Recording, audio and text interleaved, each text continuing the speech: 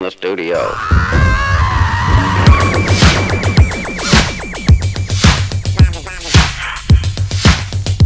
All right, so we're going to go over probably one of the most useful compounded exercises one can do, and it's called the deadlift. We're going to start by going over the form, and that means for us using something we call a dowel.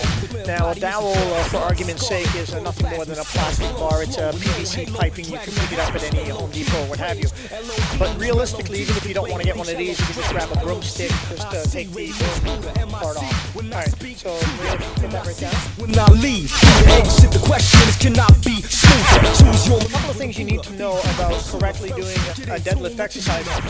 And one is that the goal eventually is to lift heavy. What's heavy to you is a relative term, so numbers are irrelevant. But the idea is to eventually get to the point that you are comfortable enough to really, it's a powerlifting movement. So you really should be able to develop some really substantial strength. Okay, so if you can just back off for a second, Maria. Okay, so when you will first walk up to the bar, it's what we call addressing the bar. So Maria, come, we'll address the bar. Okay, so it's really important that you address the bar correctly first and foremost with your feet. And that means half of your foot has to be under the bar. How do you measure half your foot? Well, most people measure it from the toes to the beginning of the front of their leg, but that's only the first half of your foot. I mean half of the whole foot. So that means essentially the tongue of your running shoe should be approached right up to the bar, or your shin should be approximately 1 inch away from the bar. Okay, so the stance is very similar, actually a little bit tighter than a stance you would do for a squat, in that you want to make sure that your feet are perfectly aligned with the hip joint. You want to be directly under the hip joint with your feet, no wider, okay, because the idea is to, of course, get yourself in a situation where you have leverage working in your favor. All right, so that being said, Maria, if you could just go down, grab the bar, but do not do anything. Just put your hands on the bar. Okay, so at that point, your ankles are going to flex forward just a little bit, and that's perfect. You should do that. But as your coach, what I'm looking for right now is I want to make sure that the scapula is directly above your hand. I don't want the hand slightly ahead of it, nor do I want the hand behind it. I want to make sure that it is directly above it. That's a beautiful thing right there. Okay, so most of the pressure should be on your heels. Excellent, Marie, just stand up with the bar.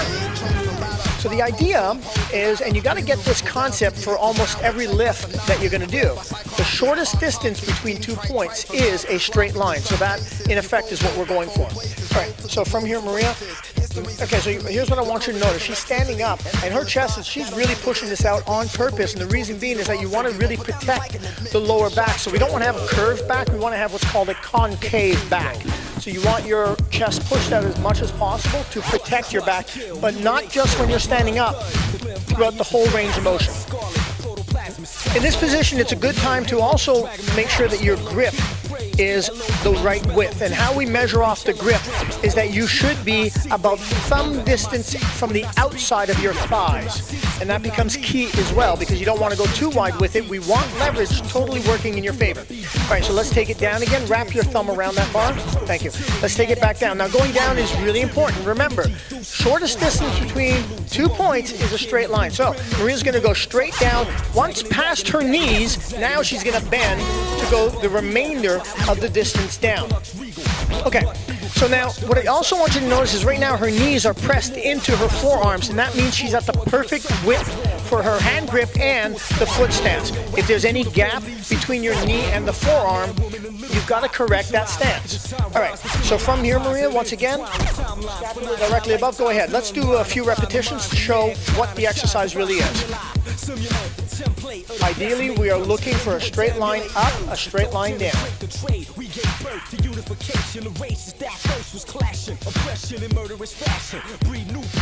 Beautiful, stay right there. Okay, so in the beginning stages, I highly encourage that you really master the technique using, again, what we call a dowel. The boxes that we put in place for Maria are actually there on purpose because the range of motion for this, when you're using an actual bar, is one that you would try not to really go much lower than about mid-shin, the shin being the bone here on the lower leg. So mid-shin is about the depth we're going for, which is why we use the boxes like this.